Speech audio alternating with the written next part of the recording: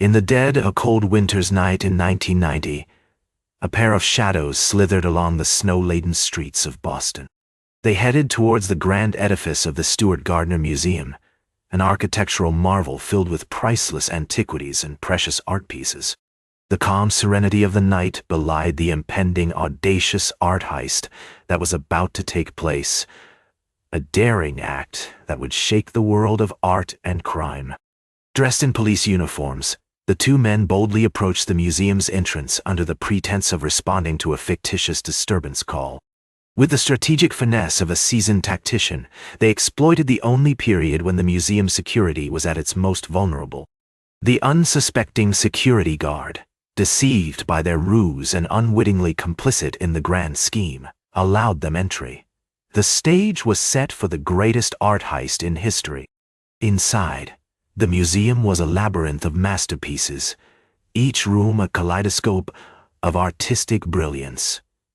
Above, the high ceiling bore the weight of centuries-old chandeliers, their incandescent glow casting long and ominous shadows. The marbled walls, ornate with intricate detail, were adorned with paintings from masters like Vermeer, Rembrandt, and Manhunt. Each art piece nestled within the museum's hallowed halls had been meticulously maintained, their vibrant colors and textures frozen in time. The thieves, with clinical precision, swiftly disabled the surveillance cameras and alarm systems. Their gloved hands moved methodically, removing each painting carefully to avoid any damage. The audacity of their plan was matched only by their deep understanding of art and the museum's security inadequacies. Unlike typical burglars, they did not snatch up every high-priced piece in sight. Instead, they were oddly selective, choosing only 13 pieces, including Vermeer's The Concert and Rembrandt's Storm on the Sea of Galilee. They fluttered through the museum's hushed corridors like specters, leaving behind a chilling silence and empty frames on the hallowed walls. Within just a mere 81 minutes, the thieves had executed their plan to perfection and vanished into the inky blackness of the night. The otherwise majestic and prim museum was left violated and bereaved of its prized possessions, the value of which was estimated to be in excess of $500 million, making it the most significant private property theft in world history. Hence, the stage was set for a global manhunt and an intriguing saga filled with coded messages, shady underworld deals, and gut-wrenching false leads. As we delve into the labyrinthine puzzle of hidden in plain sight, the brilliant mastermind behind the greatest art heist in history, we invite you, the viewer, to join us in decrypting the mystery. Uncover the truth and journey with us into a world where art, crime, and cunning brilliance intertwine in the most unexpected ways. As our story unravels, it becomes essential to delve deeper into the profound importance and history of the pilfered artworks. These were not just ordinary pieces of art, but inextricable fragments of human history and cultural expression, each bearing the emotional and intellectual footprint of an artistic genius. The cherished objects of the unprecedented heist, their loss was a gaping wound in the heart of the global art community. Take Rembrandt's The Storm on the Sea of Galilee, for instance. This masterpiece wasn't merely a painting but a spectacular spectacle of storms and human struggle, Rembrandt's only known seascape rendered with a remarkable blend of color and technique. So too was the allure of The Concert by Johannes Vermeer, a mesmerizing tableau of deep intimacy and elusive intrigue. The list was long and painful. Works by Degas, Manet, and Flink also vanished into the night, adding to the tally of 13 pieces of art history, stripped from their rightful home, each loss echoing within the grand halls of the Isabella Stewart Gardner Museum. But what allowed such a colossal crime to take place with such ease and precision under the nose of the world? The answer lies in the state of security in the art world at that time. The late 80s and early 90s were an era of relative innocence in the museum world. The focus then was on preservation and public access, not robbery prevention.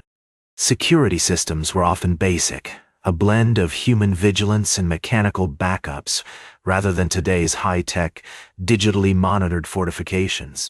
The Gardner Museum was no different. Built in 1903, it was a beautiful relic of an earlier age, filled with labyrinthine corridors, hidden alcoves, and artistic treasures. However, its antique charm extended to its security systems. The museum was unfortunately ill-equipped to handle a meticulously executed midnight heist. And it wasn't just about the laxity of physical defenses. The mindset toward security in the art world was also blinkered. The idea of art theft was often romanticized, the stuff of movies and novels. The reality that masterpieces could be targets for thieves was yet to sink in, at least not until the morning of March 18, 1990, when the news of the heist flashed across our television screens.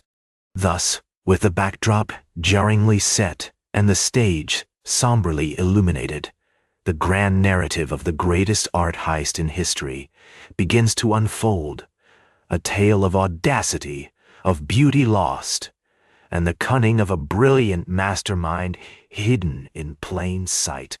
It was a time of awakening for the art world, a bitter lesson learned in the harshest manner possible, forever altering the landscape of art's security. As the sun dipped below the horizon, casting long shadows over the quiet streets of Boston, a plan had been set into motion. This plan, this meticulous blueprint of audacity and cunning, would soon become known as the greatest art heist in history.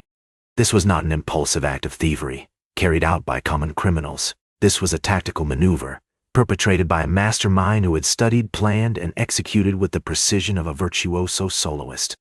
The Stewart Gardner Museum, with its opulence and rich history, was home to a priceless collection of art. The mastermind had spent countless hours hidden in plain sight, studying the museum's layout, identifying its weaknesses, understanding its daily rhythms. As visitors admired the stunning works of Vermeer, Degas, and Rembrandt, the mastermind observed the museum's security measures, the changing of the guards, the positioning of surveillance cameras.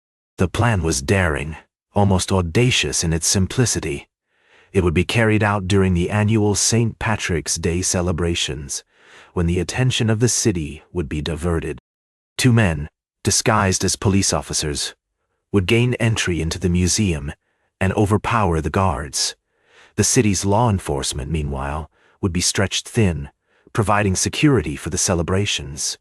The stage was set, and the players were ready. All that remained was for the plan to be set in motion. On the fateful night of March 18, 1990, the plan was executed with the precision of a finely tuned instrument. The so-called police officers arrived at the museum, claiming they were responding to a disturbance call. The guards, unsuspecting and inexperienced, violated protocol and allowed them entry. Within minutes, the guards were subdued, bound, and stashed away in the museum's basement, their eyes and ears shut off to the unfolding heist. Meanwhile, the thieves, with an air of unhurried calm, unleashed the second phase of their plan. They didn't grab paintings indiscriminately. They went after specific pieces, each of them a masterpiece, each of them priceless. They bypassed the museum's alarm systems with an ease that suggested intimate knowledge of their workings. By the time the morning light washed over the city, the thieves, along with the masterpieces, had melted away into the ether. This was a theft that broke all norms, baffling both the law enforcement agencies and the art world. The sheer audacity of the heist, the selection of the stolen pieces, and the method of their extraction pointed towards an individual, a mastermind who was not just versed in the arts, but also a practitioner of deception and misdirection. An individual who could outsmart the system and carry out the unthinkable. An individual hidden in plain sight. In the wake of the calamitous art heist, a shockwave was felt through the entire art world, provoking widespread change in the industry. The theft, orchestrated with audacious flair and startling precision, had shattered the illusion of security, compelling museums worldwide to reassess their protection measures. As the documentary delves deeper, we come to understand how the ripples of this historical event managed to touch corners of the globe in unforeseen ways, altering the course of art security and sparking a relentless, ongoing quest to recover the still missing masterpieces. Before the infamous theft, a laissez-faire attitude towards security was common within the art world. Many museums, inhabited by seemingly docile works of art, were deceptively vulnerable, seemingly impervious to the harsh realities of crime. The audacious Heist rudely shattered this perception, revealing the soft underbelly of these cultural institutions. It was a wake-up call heard around the globe, instigating a radical re-evaluation of art security. In the aftermath, museums started to invest heavily in alarm systems, surveillance cameras, trained security personnel, and advanced locking mechanisms. A veritable revolution in art protection was born from this incident, propelling museums and galleries from their comfort zones into the 21st century.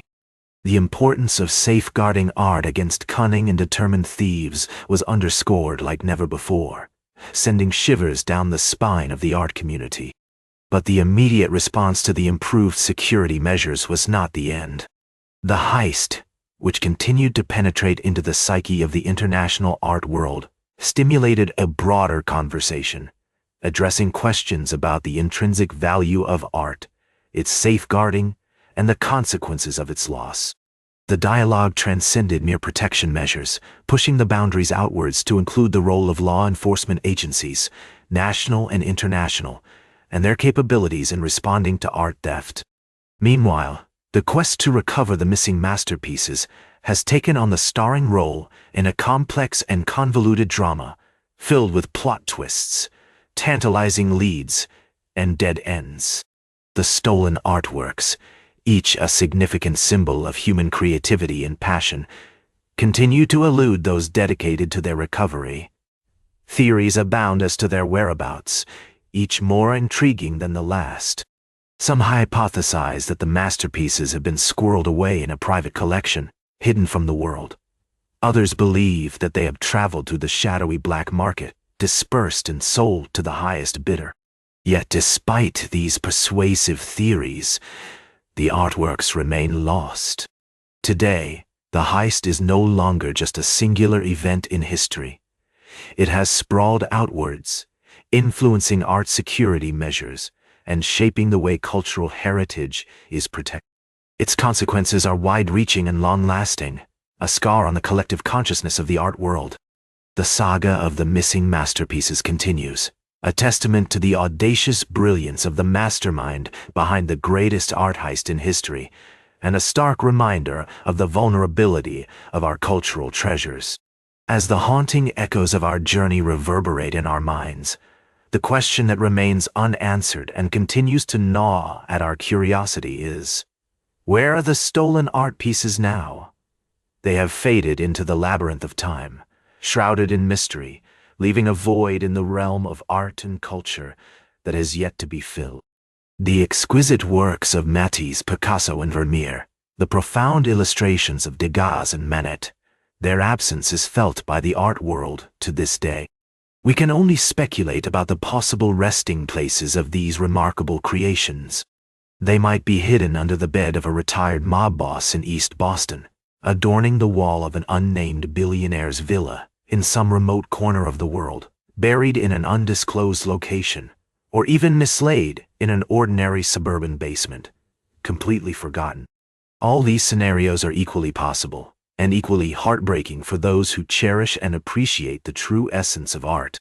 Theories about the true identity of the mastermind behind the art heist have been as varied and colorful as the stolen paintings themselves. Some say it was the work of an international crime syndicate, while others insist it was an inside job executed by someone intimately familiar with the museum's security loopholes. There are those who believe it was the act of a lone wolf, an art enthusiast driven by a passion so intense it crossed the line into obsession and crime. The flamboyance of the execution, the audacity to target one of the most protected art museums in America, the meticulous planning and precision, the choice of stolen items, All point towards a brilliant mind, a mastermind who managed to outsmart the security systems, evade the law enforcement agencies, and disappear into the shadows. As we conclude this documentary, we invite you to join this quest for truth, to ponder upon the unanswered questions, and share your own theories about the whereabouts of the stolen art and the possible identity of the mastermind. Let this not be a monologue, but a dialogue, a collective effort to shed some light on this enigma that has puzzled us for decades. Let us together continue to explore the unexplored, question the unquestioned, and unearth the hidden. Indeed, the greatest art heist in history is a tale as intriguing and layered as the works it claimed. The lost art may be hidden, but it's hiding in plain sight. It's a story etched in the annals of history, a lost chapter waiting to be found. And the search continues for the stolen art and for the brilliant mastermind, both still hidden in plain sight.